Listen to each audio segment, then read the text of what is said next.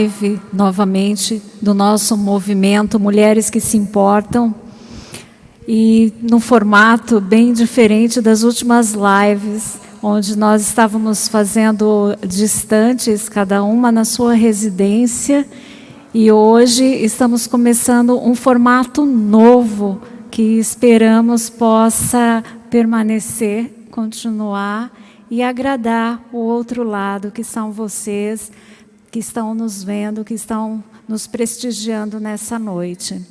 Antes de iniciarmos a live propriamente dita dessas mulheres maravilhosas cristãs na política, queremos estar entregando esse momento nas mãos de nosso Deus Trino, o Pai, o Filho e o Espírito Santo, para que eles continuem nos abençoando, cuidando de cada uma de nós nesse momento que está voltado em prol do reino de Deus. Somos mulheres que acreditamos no servir ao Senhor. E por estarmos a servir, nos colocamos nos momentos que Ele nos instrui, que Ele nos ensina, para que a gente possa caminhar com dignidade no meio de onde Ele nos coloca.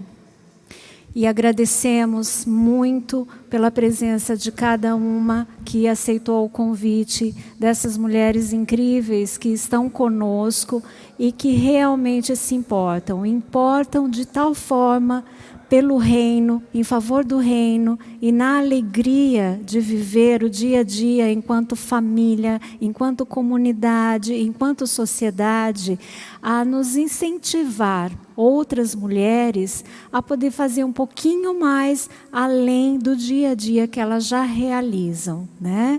Porque quando falamos de política, nós costumamos ter um receio do que é ser um ser político no dia a dia, né? Independente de todas as situações que a gente vivencia, mas nós temos que lembrar que nós vivemos em sociedade, nós vivemos em polis, consequentemente somos seres políticos e temos que nos manifestar de alguma forma nessa live, que não vai ser falando de forma alguma em questão política. Elas não vão fazer campanha. Pelo contrário, elas estão aqui para nos ajudar a romper aquele mito de que política não se discute, de que mulher tem que cuidar só do fogão e dos filhos, quando muito sair para um trabalho. Não, todos esses momentos, né, todas essas ações já são ações políticas também, né?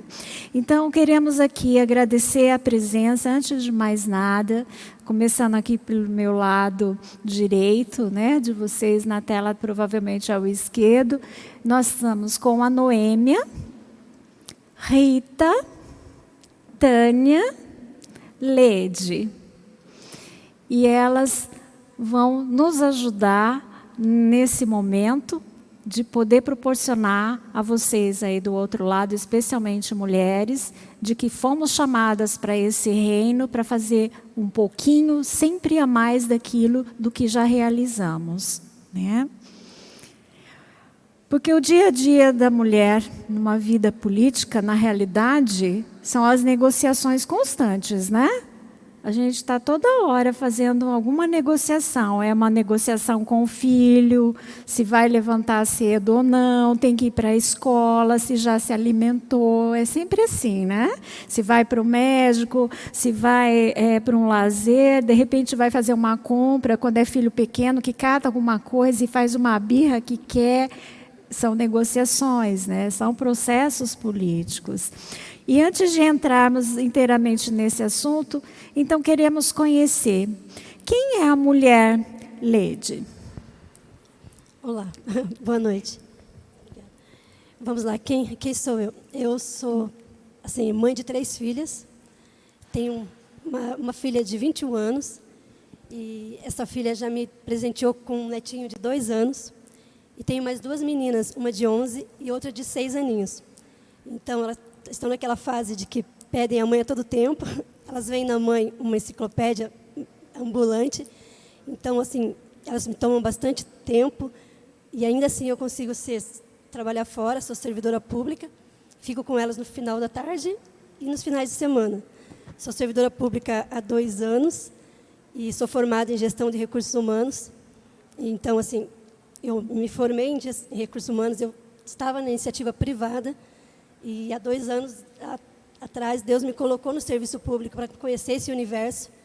Mas assim é algo assim bem complexo que não teremos tempo. Eu espero que numa próxima oportunidade eu possa contar toda a minha trajetória de como que saí da iniciativa privada e vim conhecer esse universo do serviço público e agora da carreira pública como um todo. Quem é a mulher Noêmia? Eu sou mãe, esposa, tenho 2 filhas também lindíssimas. Sou gestora pública, sou procuradora da mulher na Câmara Municipal de Curitiba. Participo, sou integrante da Comissão de Legislação e Justiça. Estou no meu 3º mandato e faço parte também da Comissão de Saúde. Presidi a Comissão de Saúde por 2 gestões. E tenho procurado desenvolver um papel importante e relevante na Câmara Municipal de Curitiba. Sou assembleiana, filha de pastor. Quando eu nasci, meu pai já era pastor. Eu literalmente nasci dentro da igreja. E meu pai foi um dos pioneiros do Estado do Paraná. Foi um dos fundadores da Convenção da Assembleia de Deus do Estado do Paraná. Um homem extremamente envolvido na política, porque a política é a arte de bem governar. A política faz parte também da autoridade eclesiástica, não dá para negar. Como você disse, também a política faz parte do dia a dia da dona de casa, no trabalho. E tem uma colocação interessante, Mônica, que diz assim: quem não gosta de política vai ser governado por quem gosta. Então é importante gostar, é importante se interessar, é importante participar. Principalmente as mulheres. Eu sou fã de mulheres que participam da vida pública, porque tem muito para contribuir, tem muito para oferecer. Então a gente torce por isso. E a gente vai continuar o debate, a gente vai poder falar um pouquinho mais. Quem é a mulher Rita? Boa noite. Então, eu sou a Rita, eu sou bisneta do fundador de Palmital, interior do Paraná, Maximiliano Vicentim. Sou neta de Joaquim Ferreira de Souza, que é o primeiro vereador do município, numa época em que vereador não recebia salário algum. Muito pelo contrário, meu avô contribuiu do próprio bolso para atender às necessidades locais e extralocais de toda a população de Palmital. Inclusive, hospital local, o terreno foi doado por ele e outras contribuições. Então, eu tenho essa experiência política que eu trago comigo, noção de política, de que o político é para servir o povo. Ele é um servidor do povo, para as necessidades do povo. Né? Cresci assim, convivendo assim com o meu avô. Eu sou mãe da Laíse, de 28 anos, médica, e do Henrique, de 24, autista.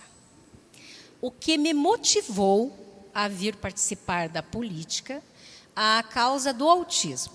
E como tenho uma mãe que tem Parkinson e é idosa, e eu a tenho acompanhado na batalha também, então também me motivou lutar pelos idosos e as pessoas com deficiência de um modo geral. Eu sou luterana, já fui católica, sou luterana, mas assim, a casa de Deus, onde tem a palavra de Deus, Jesus, a verdade e os irmãos, ali eu estou. Obrigada. Quem é a mulher Tânia? Eu também, como ela, sou do interior do Paraná. Saí de casa aos 16 anos. Sou de uma família tradicional da cidade. A minha família fundou Sapopema. É um lugar pequeno, assim como a sua cidade.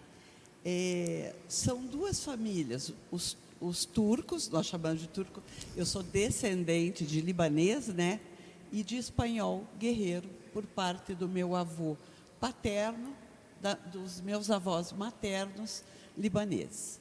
Então, a minha família é tradicional naquele lugar e eu fui uma das primeiras a arrumar a mala e sair. Fui estudar fora, estudei em Telêmaco Borba, depois em Ibaiti, e um dia eu ouvi falar que haviam começado a chamar mulheres para servir na Polícia Militar. Eu não tive dúvida. Não participei nem da minha formatura do 2º grau, na época, Noêmia. Eu arrumei as minhas malas e vim para Curitiba, sem saber nem onde ficava o centro. Emprestei a casa de uma prima, que estava de férias lá, e fiquei na casa dela por 30 dias, depois arrumei outro lugar para ficar, e entrei na Polícia Militar, onde permaneci por 35 anos.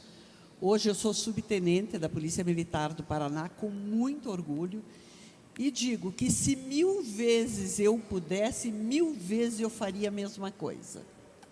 Com certeza absoluta, não desviaria nem para a direita nem para a esquerda, permaneceria onde estou. Os 35 anos de polícia foi, assim, para mim, um sonho realizado. Eu me lembro que a primeira vez, quando eu recebi meu primeiro salário na polícia, eu disse, mas eu ainda vou ganhar por isso? Que maravilha! Eu ainda vou ter um benefício de ganhar por isso? Depois, mais plano de saúde, meu Deus, que coisa boa! Eu sempre vivi a minha polícia militar. Eu sou militar no respirar, eu respiro o militarismo, é minha segunda pele, eu amo o que eu faço.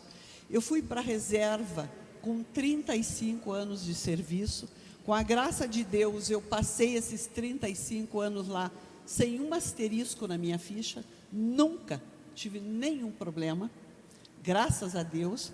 Trabalhei 20 anos no serviço de inteligência da Polícia Militar, trabalho até hoje no Movimento Nacional em Defesa da Criança Desaparecida e Vitimizada. Sou pedagoga por formação, me especializei em pedofilia, sou pós-graduada em pedofilia pela PUC do Paraná. Fiz trabalhos da Interpol no Canadá e na Hungria, como convidada. Hoje eu trabalho com pedofilia e faço palestra no país todo. Sou mãe do Fernando, que está aqui, e da Aline. Sou dona de casa, cozinho como ninguém come, né? Cozinho como ninguém come. Eu digo que eu sei ferver uma água maravilhosamente bem. Não, brincadeira, eu também sei fazer meus pratos sírios, né? Aprendi com a minha avó, mas, antes de tudo, eu sou mãe. Família, para mim, em primeiro lugar. Eu defendo a família com unhas e dentes. Sou cristã, sou da primeira igreja do Evangelho Quadrangular. Não largo Deus de jeito nenhum, hora nenhuma da minha vida, é a base de tudo. O meu manual é a Bíblia. Eu estou na 5ª vez que eu estou lendo a Bíblia, não largo disso, não largo desse meu Deus, hora nenhuma, de jeito nenhum. Tudo que eu vou fazer, eu coloco Deus à frente. E eu sou a sargento Tânia Guerreiro, mulher, policial e defensora da família. Estou cercada de grandes mulheres, vocês viram, né? Uma colocação rápida, até pelo entendimento na questão do movimento Mulheres que se Importam, porque podemos ter pessoas novas assistindo em vista de todas essas feras que estão aqui à minha volta, né? Mulheres grandiosas, né? Deus é maravilhoso. O movimento ele é formado por mulheres cristãs. de diversas denominações. E isso tem sido um diferencial para nós, porque acreditamos na palavra, o corpo, somos cada um tijolinho, porque a cabeça é Jesus. Então, esse é um dos motivos que não dá problema nenhum entre nós, essa unidade cristã real, né, para o pessoal ter um entendimento de colocações, né, quando se fala das igrejas, porque para nós é importante. Não podemos deixar de falar também da nossa fé. Temos uma fé que nos move, né? Dentro desse conceito, como que é a relação de vocês, família, trabalho, social, no dia a dia? Então, aqui vou começar novamente, né, com a nossa Lede. Como que é esses passos, esses momentos na sua vida? Então, na minha apresentação eu não disse eu sou casada, né? O meu esposo, ele trabalha numa escala de 12 por 36 e nós nos revezamos para cuidado com as filhas. E nesse momento de pandemia, isolamento social, lá em casa não teve muito isto, porque eu não pude parar. Porque na prefeitura eu trabalho num órgão que é considerado essencial, que é a gestão de frotas, né? E frotas não para. A ambulância, né, de março para cá, elas estão assim a todo vapor e ocorrência em cima de ocorrência. E as crianças sem escola. E eu dou graças a Deus, eu louvo a Deus por ter minha mãe, que fica com elas nesse período que estou eu e meu esposo trabalhando, quando nossas escalas acabam que sendo assim, meio que juntas, né? Eu e eles estamos trabalhando, elas ficam com minha mãe. Aí, quando a gente vê o governo dizendo, cuide dos seus idosos, e a realidade do brasileiro é isso. Da maioria, eu sou de família periférica, de família humilde. A realidade das famílias os filhos ficam com as avós quando não tem escola. E, então, assim, de março para cá, não teve isolamento social na nossa família. Teve muito Deus na nossa vida, muito cuidado, muita oração e muita unção. E eu também louvo a Deus que ninguém da nossa família foi acometido pela essa Covid-19, que é o que nós estamos vivendo neste momento. E assim, vida social, lá em casa, na minha vida, né? É trabalho, casa e igreja. E família, muito família. E eu faço um trabalho social numa comunidade, isso me traz muita paz, isso me preenche muito. De estar convivendo com essas mulheres, é um trabalho, esse grupo Mulheres que se Importam, eu me sinto muito honrada de fazer parte, porque quando eu ouvi esse nome, quando eu tive contato com esse nome, eu fiquei muito impactada, porque somos mulheres que se importam umas com as outras. E eu levo isso para a comunidade onde eu atuo, assim, como voluntária, e eu vejo que as mulheres lá, elas não sentem só falta de alimento e de coisas materiais. Elas têm falta de atenção, de carinho, de um abraço. E toda vez que eu vou visitá-las, um pouquinho de tempo que me sobra da minha rotina, que já é bem atarefada, com casa, trabalho, filho, esposo, eu me sinto muito realizada e é uma dupla troca, porque eu dou atenção para elas e recebo também. Então, isso assim está sendo muito gratificante para a minha vida, edificante, e está assim, impactando muito a vida de todos que estão à minha volta. Noêmia? Eu quero fazer menção de uma questão também que eu acabei não falando. Eu trabalho com recuperação de jovens da dependência química há mais de 30 anos e cuidamos de idosos também. Até temos um projeto na Câmara que eu coloquei na Lei de Diretriz Orçamentária, na LOA, que é um mecanismo que eu consegui colocar, que é Casa de Recuperação para Gestantes Usuários do crack. Nós estamos vivenciando aí meninas de 12 anos grávidas, usuárias de drogas. E o pai dessa criança também é dependente químico. Então, a gente está vendo, enquanto parlamentar e enquanto cristã, nós estamos vendo uma nova geração de dependência química no ventre. É muito sério. Então, nós apresentamos, estamos trabalhando com o prefeito da cidade para a gente viabilizar. O prefeito passado implantou, mas na mudança de gestão, de gestores, que agora o executivo está avaliando ainda. Mas é um projeto maravilhoso. Nós criamos um salão de beleza dentro desse projeto. Então, essa menina que sai da rua, a autoestima dela é zero, ela vai melhorar a sua autoestima e ela vai aprender um ofício. E nós conversamos com os maiores salões de beleza de Curitiba e eles se prontificaram a assegurar uma vaga de emprego para ela. Ou seja, ela vai ser recuperada, a capacitação profissional, ela vai recuperar a sua escolaridade. A mãe, nós trabalhamos com a família para receber essa criança. E, trabalhando com idosos, nós criamos também, coloquei na Lei de Diretrizes Orçamentárias, a creche do vovô, que é um projeto fantástico, que a gente pode detalhar melhor depois. Quanto mais direto você, família. Na verdade, a questão de família é muito séria, porque eu tive a felicidade, posso dizer, que eu entrei na vida pública, minhas filhas já estavam adultas. A caçula mora em São Paulo, ela é gerente, é engenheira, e a mais velha é bioquímica, mas tem já mais de 30 anos, então elas se cuidam. Meu marido é empresário, piloto de avião, e tem um horário flexível que pode me ajudar. Mas eu procuro ter, assim, nessa loucura, nessa correria, na minha agenda é muito puxada, eu procuro ter qualidade de tempo, não a quantidade, porque eu não tenho, mas qualidade. Quando eu estou em casa, eu curto mesmo, tanto minha filha como meu marido, então eu procuro compensar na qualidade, porque a realidade de uma mãe, né, no relacionamento com a família, é qualidade. Então, claro que seria bom quantidade também, mas como não tenho, então a gente procura fazer o melhor, com excelência, independente do tempo, a gente procura fazer o melhor. Mas não é fácil.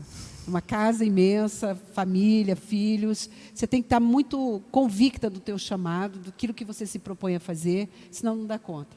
Mas a gente vai levando, vai coordenando e buscando excelência e buscando qualidade de tempo. A mesma pergunta dessa relação, né? Família, trabalho, social, Rita. Então, o meu marido é engenheiro, né? E ele trabalha bastante. E, além disso, a gente tem algumas coisas em Guarapuava, né? Que é a nossa cidade natal, onde temos que cuidar também. Então, a nossa vida é bem corrida mesmo. Agora, eu sou mãe de autista. Mãe de autista, ela dificilmente tem vida social. Porque a mãe do autista, ela tem que se dedicar ao autista. Senão, seu filho não desenvolve, não vai. É uma exigência, né? Então, eu abdiquei da minha profissão para me dedicar ao meu filho. Eu já tive crise de depressão, de arrependimento, mas hoje eu me sinto muito realizada. Porque o meu filho, que neurologistas renomados de Curitiba diziam, a senhora vai ter que puxá-lo pela mão. Vocês vão ter que pensar no futuro dele, porque ele vai ser sempre dependente de vocês. Ele não vai falar, ele não vai aprender a ler, ele não vai ter uma profissão. Então, vai ter que ser dedicação total e total dependência. Eu lembro que eu era católica, mas eu saí desse consultório dizendo, eu repreendo em nome de Jesus o que o Senhor diz. Meu filho vai ser o que ele quer ser e o que Deus quiser que ele seja. Ele vai ser alfabetizado, sim. Ele vai ser independente, sim, e vai chegar na universidade. Confesso para vocês que eu mesma duvidei do que eu disse, mas eu profetizei. E meu marido logo foi dizendo, porque era um renomado neurologista. Calma, Rita, calma. E ele, o senhor acalme a sua mulher. Meu filho hoje está numa universidade. Meu filho passou em 5 faculdades. Tá? Mas isso foi dedicação minha e do meu esposo, que é provedor da minha casa. Né? Deus nos deu essa oportunidade, porque é Ele que nos dá. Né? Mas e daí essas que não têm oportunidade, porque Deus não dá para elas? Né? Com os vídeos que nós fizemos, o primeiro do shopping, aquele vídeo do shopping, ninguém sabe o que tem por trás dos bastidores, né? Mas aquele vídeo do Curitiba saiu porque eu estava muito arrasada. Eu tinha amanhecido conversando com uma mãe no celular, no nosso grupo, orando com ela e tentando convencê-la a não cometer suicídio. Porque nossas mães de autistas, sim, cometem suicídio. Porque autismo não é bonito, gente. Autismo dói. autismo é difícil, a realidade é muito dura para nós. Você nunca mais faz a unha, você nunca mais vai no cabeleireiro. Eu amo dançar, mas você não vai no baile. Então, a nossa vida social é abdicada. E o dia que eu fui fazer, eu estava muito triste, porque essa mãe, eu falei com ela até 4 da manhã e ela se convenceu. Ela disse, tudo bem, Rita. Eu disse, veja meu filho. Ela disse, não, estou bem, estou ótima, mas 9 horas da manhã nós recebemos a notícia que ela tinha cometido suicídio. E eu estava arrasada. E a minha filha, residente em Itajaí, queria que eu fosse ver Lençol com ela e não sei o quê, porque os filhos têm ciúmes, né? Um dia ela falou para mim, nós estávamos na rua e eu conversando com... Que daí você fica de olho, né? Aquele ali é um autista, né? Oi, tudo bem? Você vai conversar. Ela disse, chega, eu não aguento mais. Você só fala de autista, só vive autismo. Você não tem tempo para mim, o que é isso? Aí eu fiquei quieta, pedi desculpa, mas depois eu falei, filha, você tem que entender uma coisa. Eu sou mãe de autista, teu irmão é autista, e eu vivo o autismo, e eu sou o autismo. E se você não quiser me aceitar assim, eu sinto muito. Não foi um conflito? E daí o que aconteceu? É um conflito familiar, acontece, né? E aí com o meu vídeo, as mães passaram a me procurar, essas mães mais vulneráveis, essas mães que têm necessidade não só de amparo, de acolhimento e psicológico, mas também a necessidade financeira, que passam fome mesmo. E a gente começou a acolher e começou a amparar. Só que a gente não dá conta, né? E então surgiu o convite para engajar na política. Eu não, Deus me livre. Tenho nojo de política, tenho nojo do que está aí, não quero saber. Mas aí as próprias irmãs da igreja começaram a orar. E nós chegamos à conclusão que sabemos que quando os bons se omitem, os maus assumem. Então, devido a isso, a gente foi ver essa possibilidade. A gente orou, a gente colocou em oração, a gente jejuou e veio a resposta de Deus que a gente deveria assumir. Isso está sendo bom porque eu descobri que eu tenho um talento, né? Nós somos todos feituras de Deus e nós somos todos abençoados por Deus. E Deus deu a cada um talento e Ele vai cobrar. Então, aquela Rita que, de repente, só vivia para o seu filho, que passou a viver para aquelas outras mães, pode fazer mais pela sociedade, né? Pode assumir o seu direito democrático e, de repente, concorrer. É isso. Obrigada. Tânia. Bom, eu tenho 2 filhos, como eu disse, eu criei os meus filhos sozinha. Eu fui casada por 15 anos, não deu certo o meu casamento, eu me separei. O meu filho, que hoje tem 29 anos, tinha 5, e eu os criei sozinha. Foi difícil? Foi. Mas na minha casa, o lema é, o que a vida não me der, eu tomo. E se as portas se fecharem para mim, e eu tiver direito de estar lá dentro, meto os 2 pés, derrubo e entro. Não é porque eu sou militar, é porque a vida me fez assim. Sim.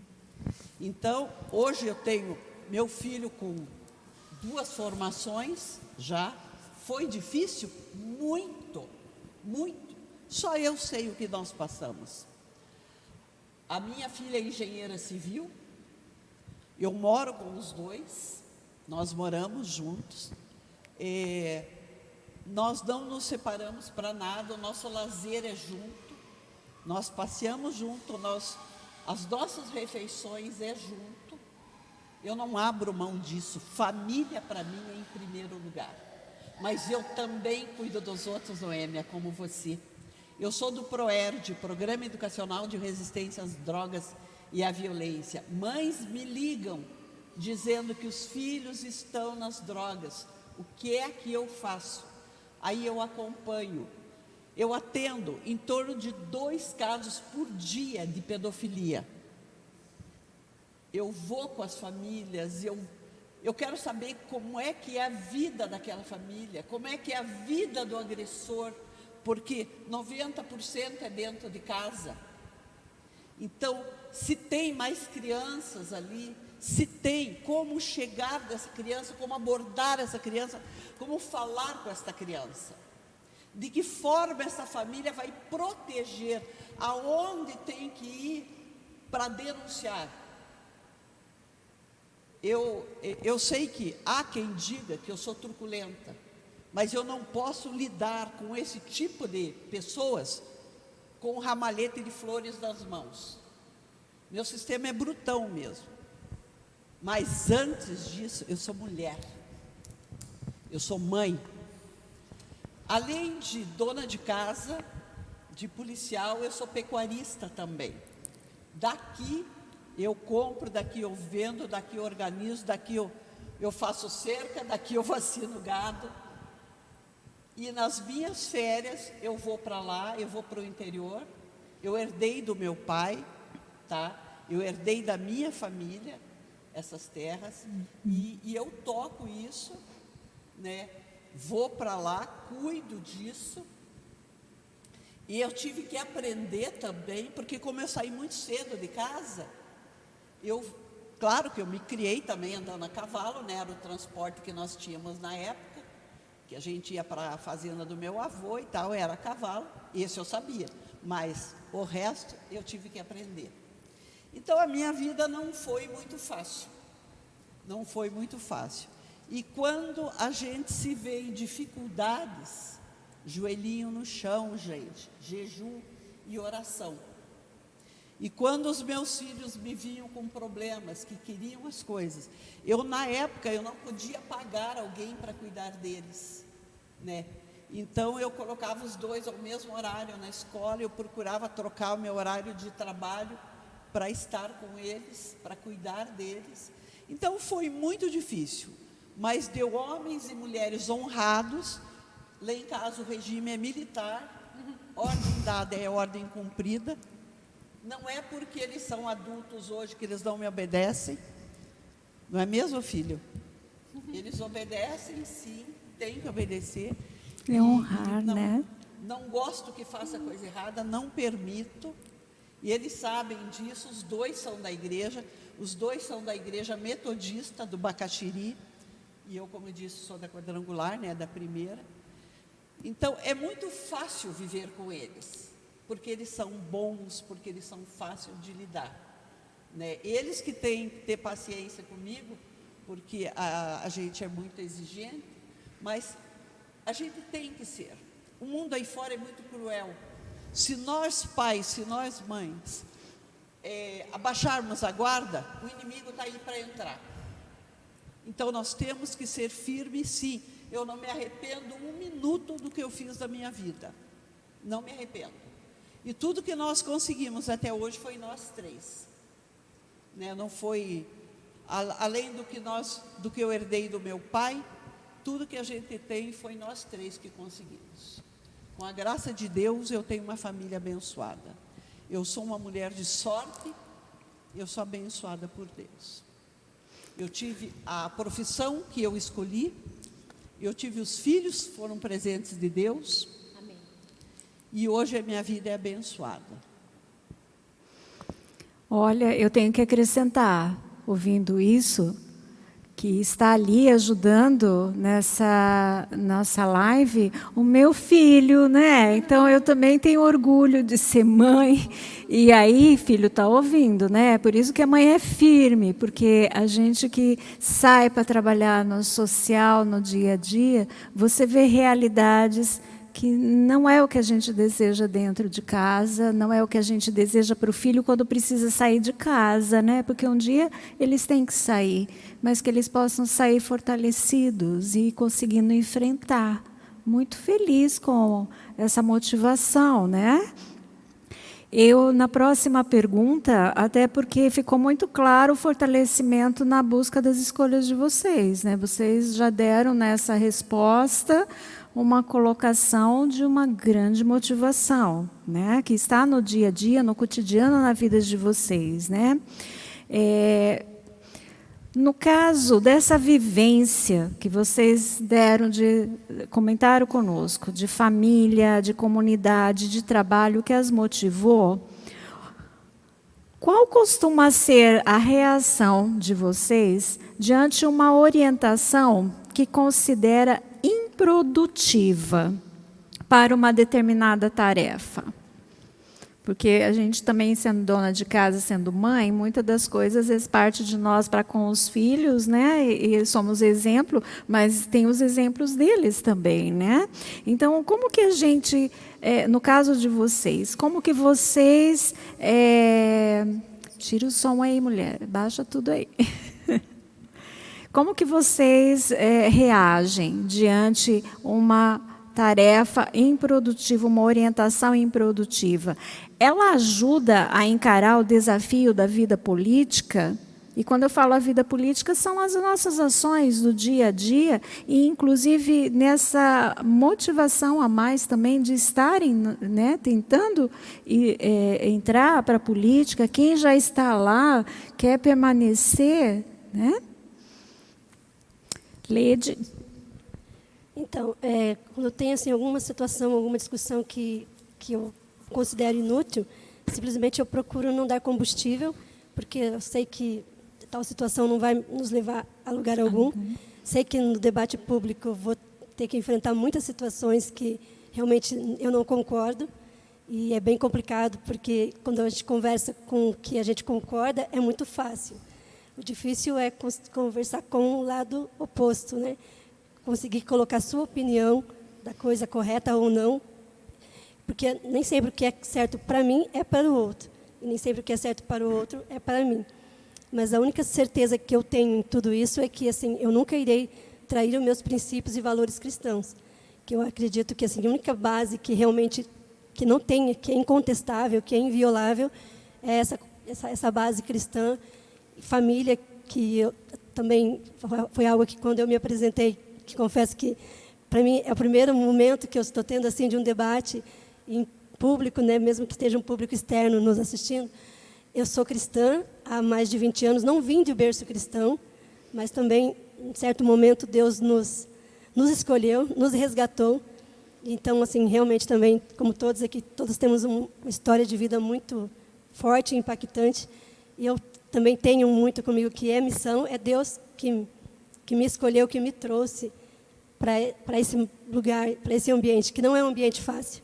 Eu sei que o ambiente político, eu já ouvi isso de um gestor meu, que o ambiente político é um ambiente selvagem, que ele até me deu isso como um conselho, e ele me disse que se eu não quisesse me incomodar, que eu caísse fora. Foi o que ele disse, né? Mas aí eu sempre vou a Deus, e eu oro a Deus, e Deus sempre, em minhas orações, e no meu particular com Deus, Ele me diz que Ele não escolhe os capacitados, Ele capacita os escolhidos.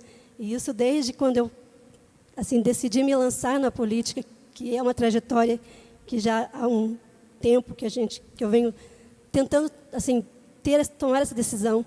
E a família, muitos dos meus familiares, eles dizem, eu respeito, mas eu não te apoio. Porque a política no Brasil, neste momento que nós estamos vivendo, é algo assim que realmente é complicado, porque o nosso povo ainda tem muita aversão a isso.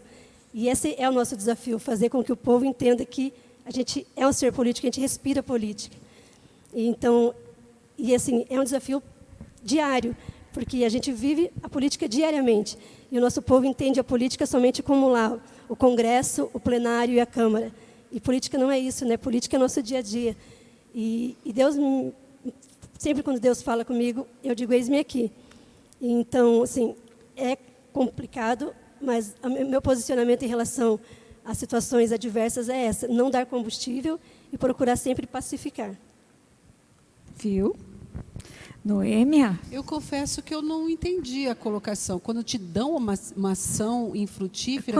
Diante uma reação, assim, diante né, como que é a sua reação diante uma orientação que você considera improdutiva? Orientação de quem? De qualquer pessoa? Uma orientação no geral, né? De repente pode ser uma coisa dentro de casa, pode ser uma coisa do trabalho, né? Você que tem já essa outra caminhada, então como ela colocou ali, né? Às vezes surgem certas situações que você entende que aquilo não vai adiante, né? Então, qual é a tua reação? Como que você... Depende. Na verdade, assim, tem questões, Se for improdutiva, não tem por que você investir numa ação dessa. Mas é muito complexo isso, porque dependendo dessa orientação, se fere a minha índole e a minha moral, aí eu me posiciono em defesa. Mas se é uma questão que eu vejo que, como foi dito, improdutiva, eu não vejo porque eu ignoro. Eu vi uma frase essa semana que eu achei fantástico. Se for em relação a críticas, vamos colocar nesse ponto de vista de crítica, e nós estamos enfrentando isso, principalmente em redes sociais, você disse isso. Então, nós recebemos muitas críticas. Eu sempre ponderei a questão de críticas. Você deve receber críticas, mas críticas construtivas, críticas que vão agregar. Porque criticar é muito fácil, né? E aí, eu vi uma frase interessante que serve para nós, candidatas aqui. Tem gente que não fala, tem gente que vomita. Eu me impactei com aquela palavra. Mas é uma realidade. Aí, esse psicólogo estava orientando, falou assim, o que você faz com isso?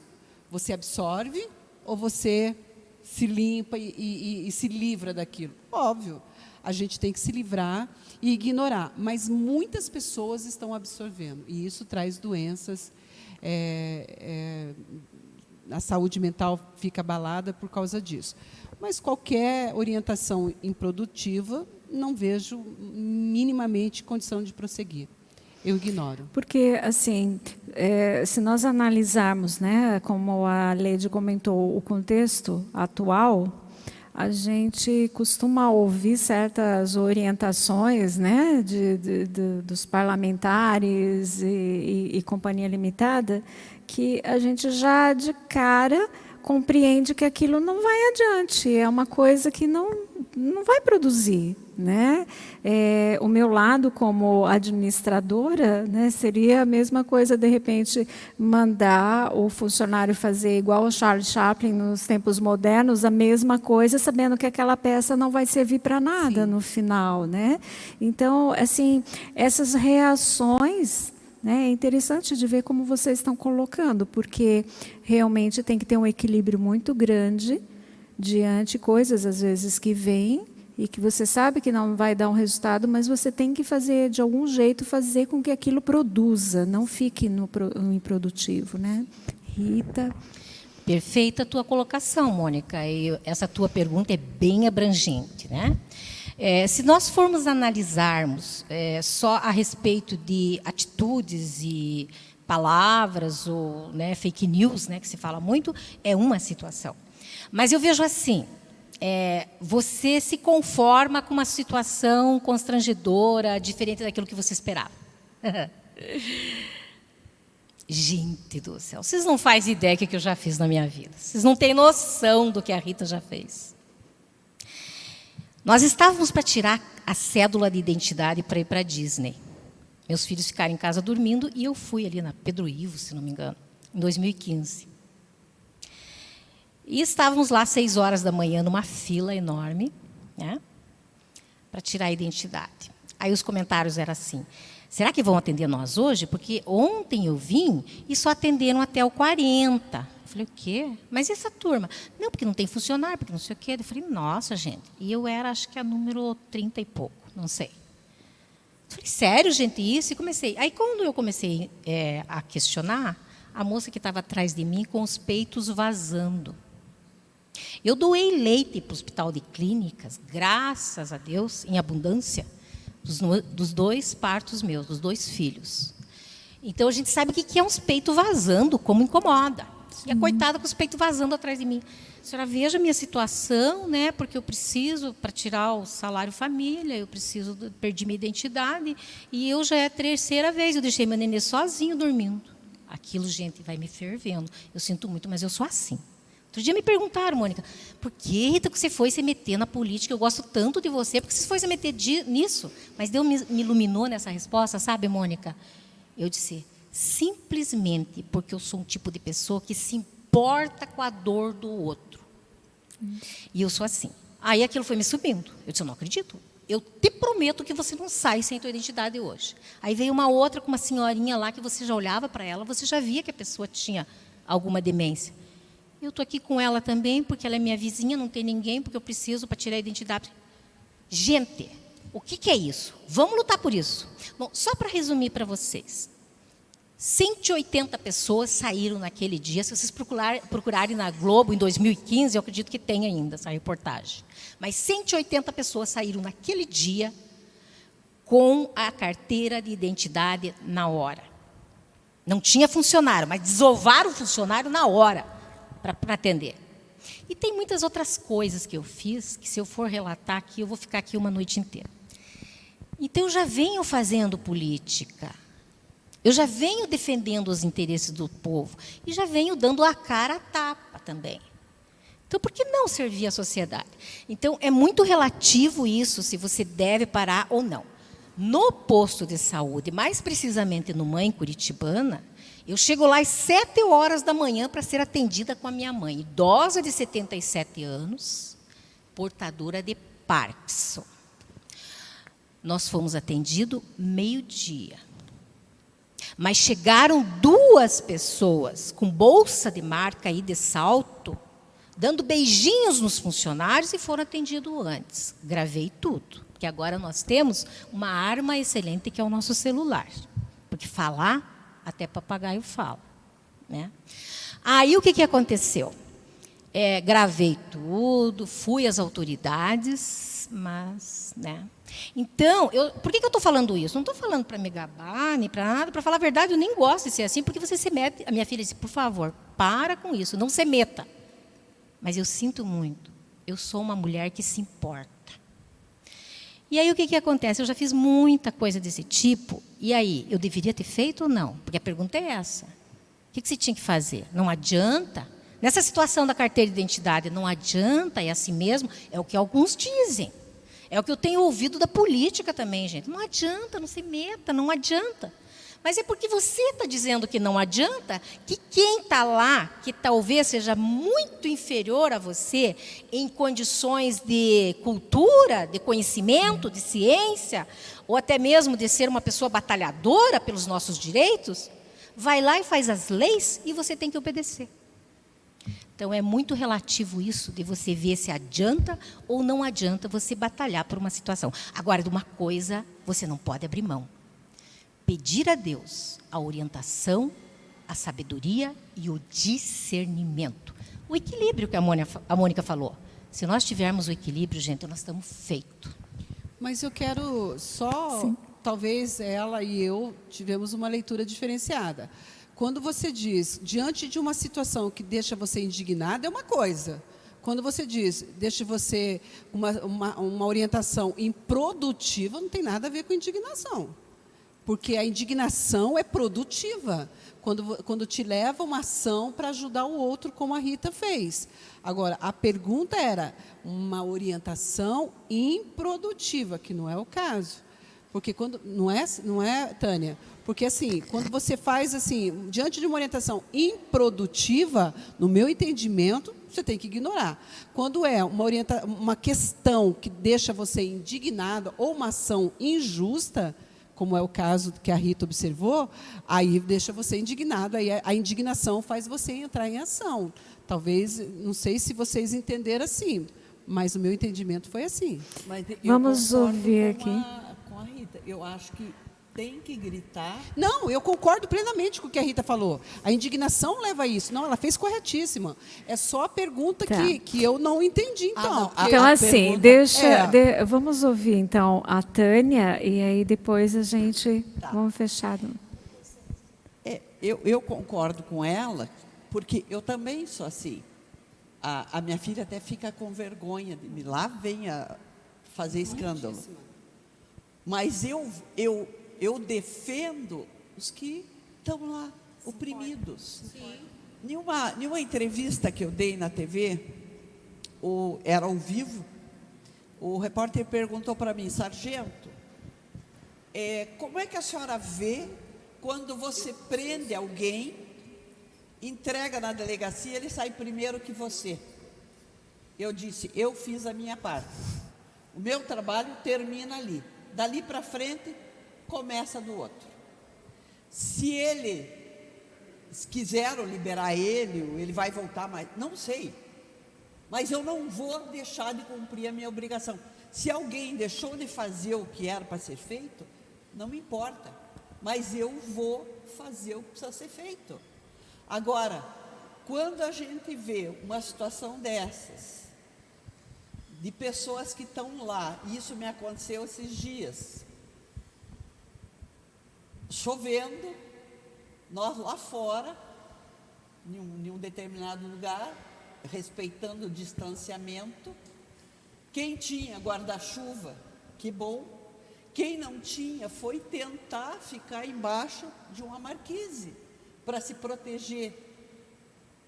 Aí veio a outra pessoa lá e disse: mas não pode ficar amontoado, então deixa a gente entrar. O que custa?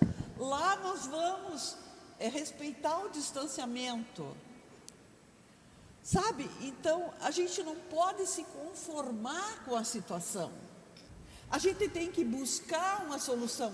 Só que assim, o que você disse é muito correto. Nós vamos até onde dá. Eu não posso invadir lá. Não me dá esse direito.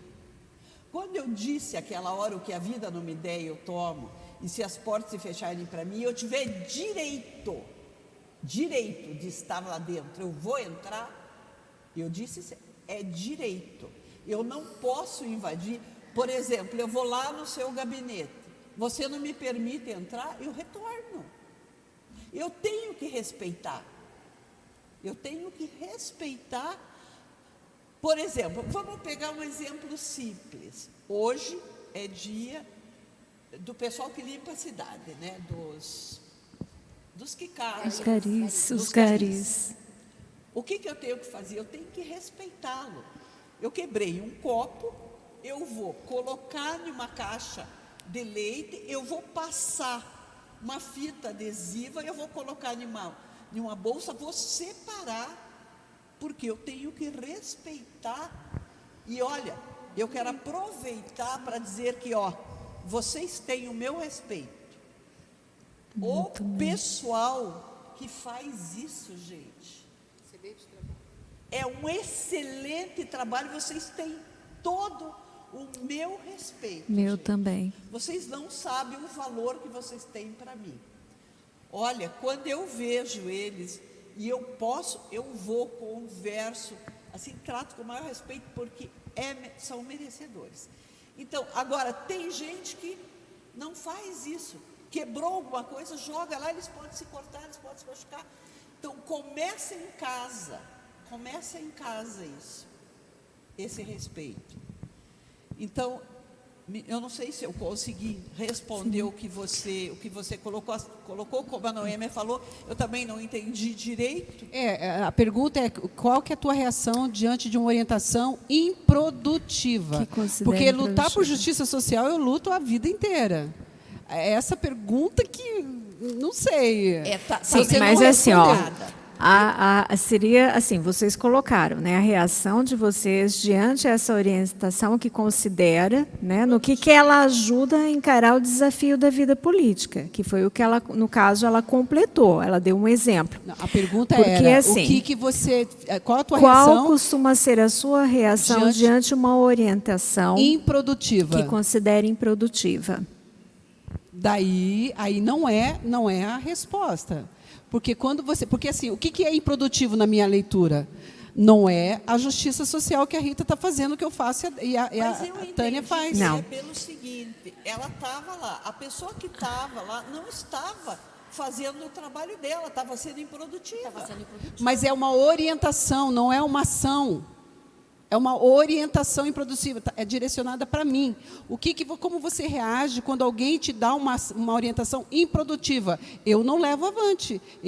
Como ela disse, eu abro mão, eu não dou combustível. Eu não entendi como, diante de uma situação que te deixa indignada, falta justiça social. Eu brigo por justiça social desde que eu me conheço por gente. Então, talvez eu e a Lede não respondemos. Você pode falar? Que assim, eu também entendi essa questão da orientação improdutiva, mas é que a pergunta também vem a questão para determinada tarefa. As nossas colegas, elas entenderam a questão da tarefa em si. Né? Exatamente. Ou seja, realmente é uma pergunta que tem dois contextos, vamos dizer assim. Exatamente. A posição dela está correta, né? Também, se eu tiver uma situação que nos deixa corretíssima. indignada, quem nunca viveu uma situação que nos deixa indignada?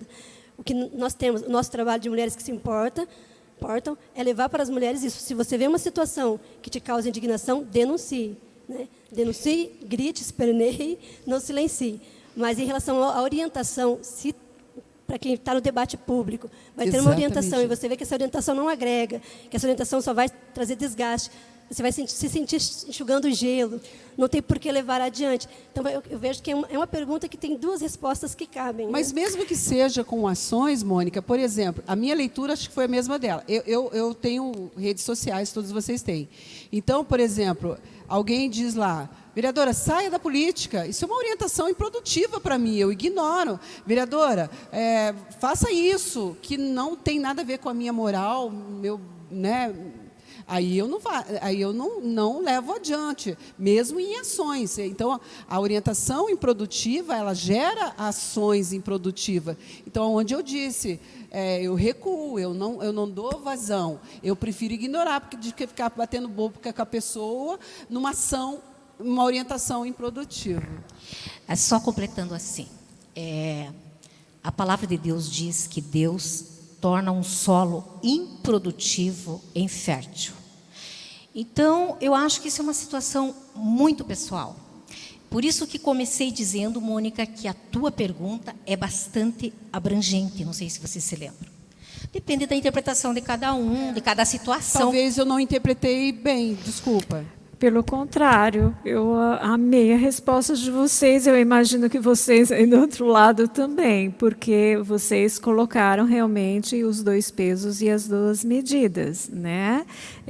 Vocês mostraram as reações, que existem momentos realmente que algumas coisas a gente não vai nem questionar, não vai brigar, né? Mas elas citaram exemplos, as duas, né? Onde, de repente, a orientação não veio direto para elas, mas elas estão dentro de um organismo, dentro de um setor, onde uma orientação, de repente, improdutiva, gerou um transtorno para quem estava do outro lado. Então, elas mostraram a reação delas nesse sentido. Eu entendo, como ela entendeu, que nós damos voz a quem não tem.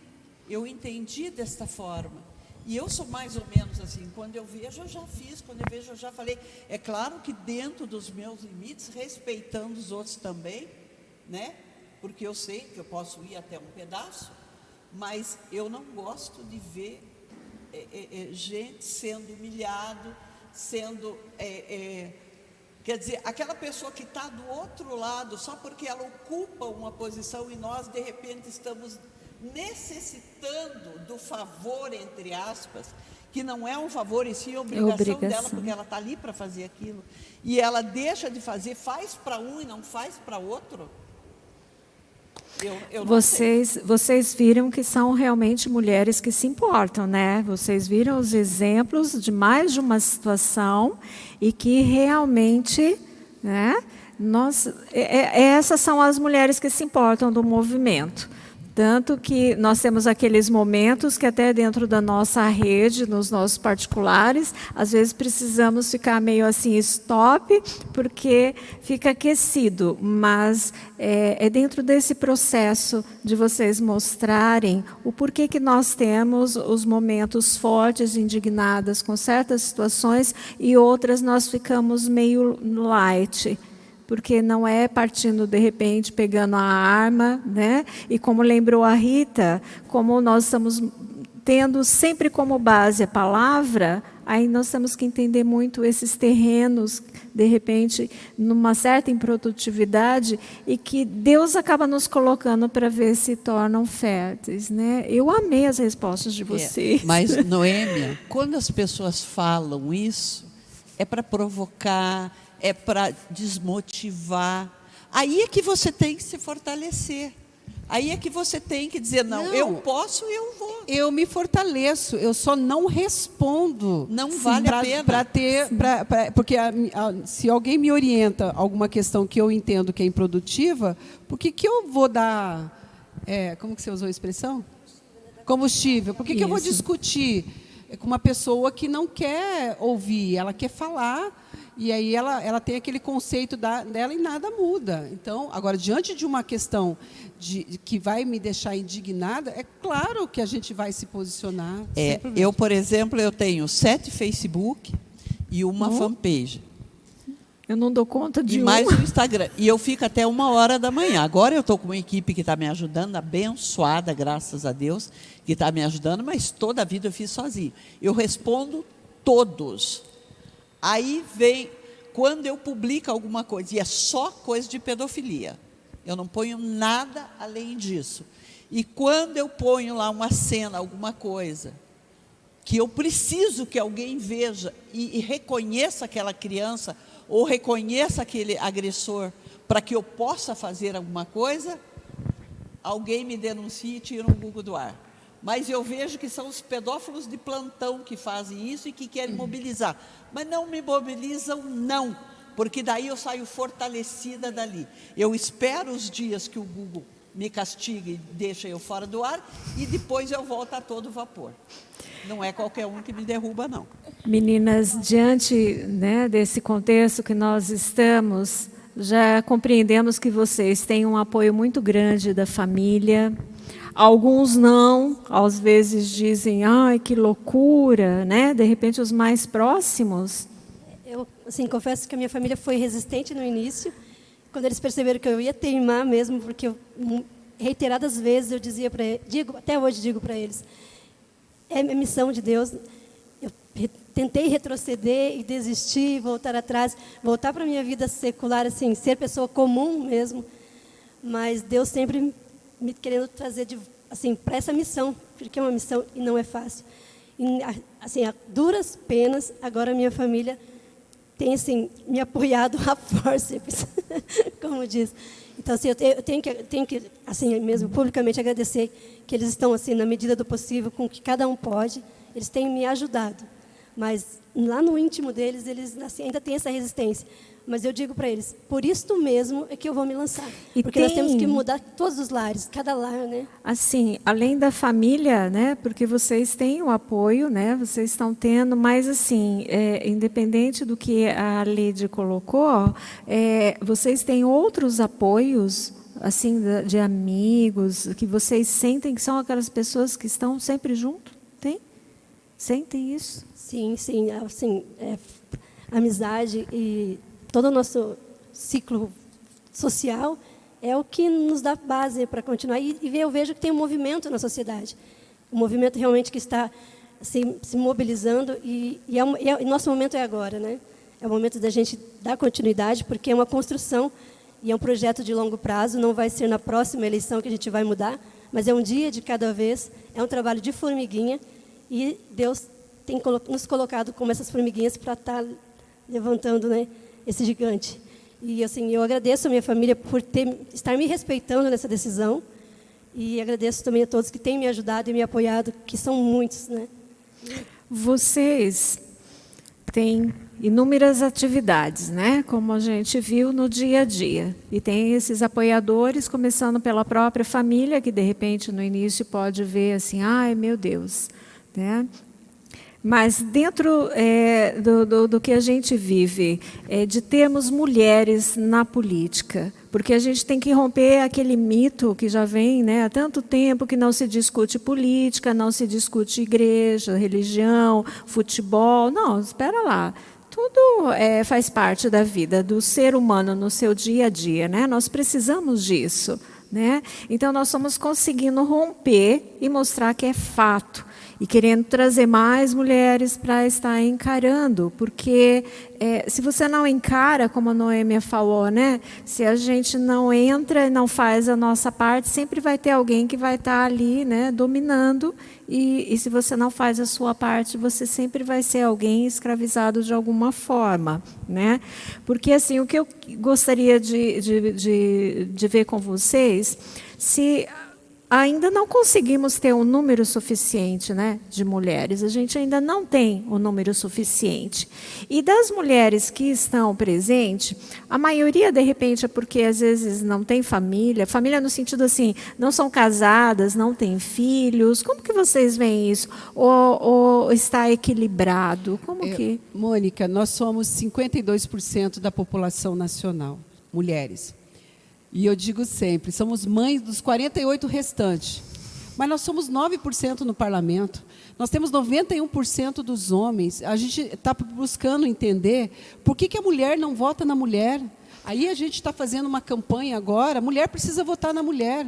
Nós estamos transferindo o nosso voto para os homens. 91% são homens. E aí você pergunta, você quer 91% das mulheres, 9% dos homens? Não, a gente quer 50% dos homens e 50% das mulheres. Isso. 50% razão, 50% emoção. Por quê? Porque nós perdemos muito. Eu quero aproveitar esse espaço seu, agradecer a Eliane, que é fantástica. Eu amo a Eliane, amo a Mônica, gosto muito desse projeto dela, muito preocupada. Ela realmente, vocês se importam mesmo, e a gente está fazendo parte desse Se Importa. Mas a gente precisa mudar esse quadro. Nós estamos fazendo uma pesquisa, nós queremos entender a cabeça da mulher, por que ela investe nos homens, porque nós perdemos muito em políticas públicas. Nós apresentamos um projeto para mais uma casa-abrigo para as mulheres vítimas de violência em Curitiba. Nós temos uma única casa, Mônica, que tem 40 vagas, mas é 40 vagas, Rita? Não é para 40 mulheres. Se uma mulher tem 5 filhos, ela já pega 6 vagas nessa casa. Nós apresentamos um projeto, Tânia, para que tivesse minimamente mais uma casa. Os homens derrubaram o projeto, porque nós somos hoje no parlamento, nós estamos em 8 mulheres. É a maior bancada feminina da cidade de Curitiba, que tem 300 e poucos anos. Eu fui à mesa diretora, estou na mesa diretora hoje, por graça e bondade de Deus, mas a primeira vez que eu fui à mesa, ocupar um espaço da mulher, como mulher, eu era a única da mesa, e isso no meu primeiro mandato, eu fui na pesquisa, falar, que lugar que eu estou ocupando? Eu era a 4ª mulher a ocupar uma mesa em toda a história de Curitiba, 300 e poucos anos. Agora eu estou na mesa, eu sou a 6ª mulher a ocupar um cargo. Então, é muito lento, nós precisamos mudar esse quadro, a mulher precisa se concentrar. A mulher tem que votar na mulher. Tem que votar na mulher, porque ela representa todos os seus anseios, todos os seus desejos. É ela que sabe na pele o que é ser vítima de violência, o que é ser abusada sexualmente, o que é ser estuprada. E por que essa mulher não entendeu ainda que ela precisa de mais mulheres na política? Até para termos equilíbrio. Nós não vamos chegar a um equilíbrio se continuar assim. Nós somos regidos pelos homens. Os homens determinam. E por que isso? Nós precisamos mudar essa situação, porque nós sofremos com políticas públicas por falta de mulheres no parlamento. Nós temos que trabalhar com mais mulheres eleitas, independente de partido. E, vou votar numa mulher. Por que eu vou votar numa mulher? Só porque ela é mulher? Não. Nós temos aqui mulheres competentes, mulheres determinadas, mulher que tem garra, mulher que tem determinação. A Tânia falou que criou os filhos. Isso não é só dela, essa prerrogativa. Não. A maioria das mulheres. Você pode ver, a mulher... Eu tenho um projeto social que cuido de viúvas. As mulheres ficam viúvas eternamente. Os homens casam um mês depois. 2 meses depois, é natural. Mas a gente precisa trabalhar a mente dessa mulher. Tem mulheres competentes, tem mulheres valorosas. Exemplo, nós temos 8 mulheres no parlamento, 4 não vão ser mais candidatas. 4. E aí você pensa, puxa, elas tinham que sair candidata e tinha que vir mais mulheres. Mas essa não é a realidade nossa, e nós estamos trabalhando e lutando desde o meu primeiro mandato, desde que eu comecei a fazer política, eu estou trabalhando com essa possibilidade. Mulher, coloca no Facebook de vocês, mulher, vota em mulher, por que não? Vamos estimular essa mulher. É segmentado? É, mas nós precisamos fazer alguma coisa. Você acabou entrando, né, eu vou deixar falar, você acabou entrando bem na última, assim, que eu estaria colocando para vocês, né? Mulher não vota em mulher. Né? Porque são tantas as responsabilidades, né? O fato que a mulher com menos responsabilidade depois assume, é como você colocou, não, nós continuamos tendo um número muito aquém né? E desculpa, de repente, o que eu vou falar, mas a gente tem aquele contexto, né, de falar dos... porque é uma imposição machista e não sei o quê, só que o homem vem do ventre de uma mulher. E depois, quando chega lá, a mulher dá mais prerrogativa para eles continuarem, fica um pouco complicado, né? Porque aí quem que mantém o machismo? Ai, desculpa colocar, mas eu fico pensando sempre nisso, que eu falo, poxa... Você tem razão, Mônica, porque é cultural isso. A mulher, ela tem um espaço privado, o homem espaço público. Mas a pergunta que você falou da família, como é que a gente se comporta, como é que a gente dá conta, né, de ter um filho com autismo, mas ela é mulher, ela é mãe, ela é esposa, ela é dona de casa. A gente é competente para isso. Sim. A gente dá conta disso. É isso. E nós fizemos uma pesquisa com algumas mulheres. Sabe o que nós ouvimos? Se eu não posso ir, ela também não vai. Como assim? Isso eu chamo de inveja. Nós estamos Daí aqui outra para história, romper daí o outra clube história, de daí inveja, Luluzinha, daí é né? outra coisa, né? Vocês viram Mas que é uma mentalidade isso. feminina. Existe isso. Vocês viram que o nosso encontro hoje está sendo para romper com aquela tradição do Excelente. clube da Luluzinha, né? Porque aí fala tudo no clube da Luluzinha, mas quando sai de lá ninguém apoia ninguém. Nós temos que mudar isso, Mas né? nós fomos conquistando o nosso espaço. Avançamos muito já, mas Muito, precisamos... muito. Mas temos Porque muito há pra anos avançar. atrás, nós éramos a 5ª geração depois de ninguém. Né? A partir do momento que nós começamos a mostrar por que é que viemos, eu não aceito ser menos que qualquer pessoa. Eu sou igual. Porque ajoelhada diante de Deus, somos todos do mesmo tamanho. Glória a Deus. Glória a Deus. Glória a Deus. Não tem diferença. Na Polícia Militar, onde eu atuo, nós chegamos abrindo picada. Porque, veja, abrindo picada, gente do mato fala abrindo picada. E eu tenho muito orgulho em dizer que eu vim do mato. Meus Não, antecedentes picada abriram mesmo. picada para fundar Palmital. É picada mesmo, é picada mesmo. E sabe o que é abrir picada? É pegar um facão e ir cortando o mato para abrir caminho. Foice, picareta. Para as outras irem, para os outros irem. Isto é abrir picada. E isso nós fizemos dentro da Polícia Militar. E era um lugar onde só tinha homens. A Polícia Militar tinha mais de 100 anos do Paraná, quando nós entramos. E fomos muito bem aceitas. Por quê? Porque conquistamos o nosso lugar. Porque mostramos que nós não estamos aqui para competir. Nós viemos já vencedoras aqui. Para somar. Ninguém é melhor que nós. Estamos aqui para somos somar. iguais. E dentro da minha corporação não tem essa de mulher ganhar menos que homem. Se eu sou soldado masculino ou feminino, olerite é igual. O que nós não temos ainda é, por exemplo, eu sou sargento. Não é eu sou a sargento. Não tem assim, só capitã, que daí é no feminino. O resto é a coronel, a soldado, a cabo, a subtenente, sou eu. Mas, Tânia, só não é realidade no Brasil. No Brasil, a cada 100 funcionários, 100 homens ganham a mais do que as mulheres. 75... Eu vi isso hoje na TV. É só para, assim... Sempre a Nós menos. somos já para... Com a mesma função. Com a mesma função. Eu entrei numa agregar discussão. um pouquinho nesse comentário de mulher, vota em mulher. E assim, como eu venho da comunidade, e na comunidade, acho que não existe, eu não sei em números, né, estimar em números, mas acredito que 90% dos lares tem mulher como arrimo de família. Então, as mulheres são chefe de família. E por que as mulheres não podem ser também chefe do poder público, né? E essa cultura de... É só se ela não quiser. Mulher pode Sim, ser o que ela porque quiser. É agora que nós estamos saindo fora da caixa, estamos começando a nos levantar realmente para ter posicionamento, para ter voz verdadeira, porque nesse ambiente político nós temos esse estigma e somos taxados de candidatas laranja.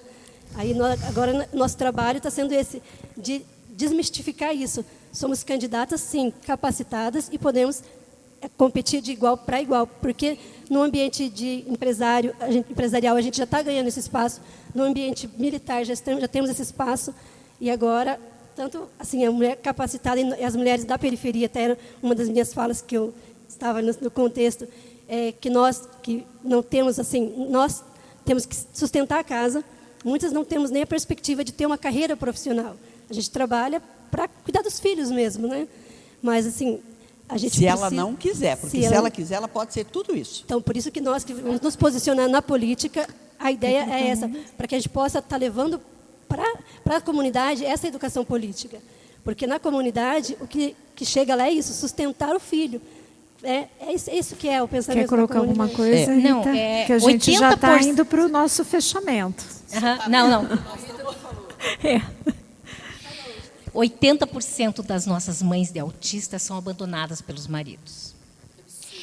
E, Tânia, No geral, os especiais, não só autistas. Os especiais. Também tenho meu filho, né, numa questão especial, e aí a gente nota isso. São pouquíssimos os homens que ficam realmente ao lado das mulheres nesse momento. E aí fica aquela pergunta que eu amei o que você falou, Tânia. Ela pode ser o que ela quiser. Não quando ela é mãe de autista. Porque ela é obrigada a ser o homem da casa. Ela é obrigada a trazer o pão para casa. E quando ela sai 5 minutinhos, que ela não pode levar aquele filho para a rua porque ele entra em crise, e ela usando da carteirinha que ela tem direito com a lei federal conquistada, e ela chega lá na fila do banco e diz: com licença, eu sou mãe de autista, eu deixei ele em casa, eu estou aqui com a lei federal e tal. Não, mas aqui não vale. Mas, meu senhor, a senhora é jovem aí, a senhora não tem vergonha? Tem aquela senhorinha ali que é idosa, ela tem prioridade na sua frente. O que é isso, mãe de autismo? Mas seu filho não está aqui. Só que o filho está lá na casa e a mãe está pedindo, pelo amor de Deus, que o filho não entre em crise, porque senão daí acontece. Aquela senhorinha idosa, muitas vezes, ela dança baile. A minha mãe tem Parkinson e ela aguenta ficar numa fila até por 15 minutos. Meu filho, que é autista, não aguenta, e é leve. Então, é muito complicado isso de dizer que a mulher pode ser o que ela quer. As nossas mães de autistas, elas querem ser, mas muitas vezes elas não podem. É muito triste isso. Mas olha a força somente que ela se elas tem. tiverem o apoio, a compreensão e o carinho. Nós temos que deixar um pouquinho de lado essa coisa do empoderamento, de que existem leis, e ter mais empatia, mais amor, mais acolhimento. Quero parabenizar a Eliana por esse grupo maravilhoso, por esse espaço que está nos dando. Eu acho que é por aí. Educação e cultura é que tem que ser mudada. Né? Nós, assim, como que eu vou dizer?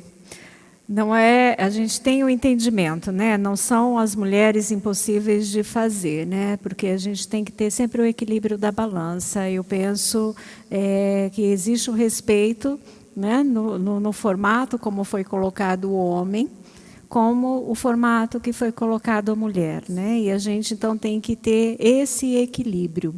E vivemos, quando se fala, quando você estava citando, Tânia, o exemplo das mulheres para chegar, eu tenho que parabenizar uma classe que eu admiro demais, que são as enfermeiras, porque elas sempre foram lembradas para as guerras, né, para ver quem estava arrebentado, faltando pedaços e companhia limitada. Porque a mulher, ela normalmente é lembrada nos momentos mais difíceis. Porque aí lembra que a gente segura realmente as rédeas de tudo, né? Do fogão para o arroz não queimar, né? De estar ali cuidando do filho, trocando uma fralda. Hoje é tudo moderno, mas houve um tempo que as fraldas eram terror, né? Não eram descartáveis. Então, um exemplo, né? E assim, existem as situações daquelas que não podem, a exemplo das mães de certos especiais que a gente tem que não podem mesmo, mas elas precisam acreditar nas outras mulheres que estão indo, né? Nós temos que fazer esse movimento. Gente, o papo foi muito bom, nós gostaríamos de estender mais tempo, já até passamos, na realidade, um pouco mais do nosso tempo. Eu já estendo um convite para o próximo dia 3 de novembro, onde elas vão estar novamente, junto com outros representantes, a um cargo na nossa casa, né, legislativa, a Câmara Municipal aqui em Curitiba, E assim, nós vamos ter outros momentos também com outras que estão dentro do movimento das mulheres que se importam em outros municípios, mas para trazer realmente, né, que podemos um pouco mais, se nós nos unimos, lembrando que a nossa união é lembrando o corpo de Cristo, onde Ele é a cabeça. Se Ele é a cabeça e nos guia, a gente vai adiante. Ele mesmo saiu durante um tempo para fazer a sua caminhada com todas as dificuldades. Então, por que nós vamos nos negar a fazer isso? Não podemos, né? Temos um chamado, temos uma missão. Quero agradecer muito a presença de vocês, Leide, a Tânia. Ela fica na sargento, né? Mas ela é subtenente, está um pouco além. A Rita, a Noêmia, e agradecer a vocês que estiveram nos prestigiando até esse instante, tá? Uma boa noite, um bom descanso, que Deus nos abençoe e possamos continuar firmes e fortes dentro do movimento Mulheres que se Importam. Obrigada.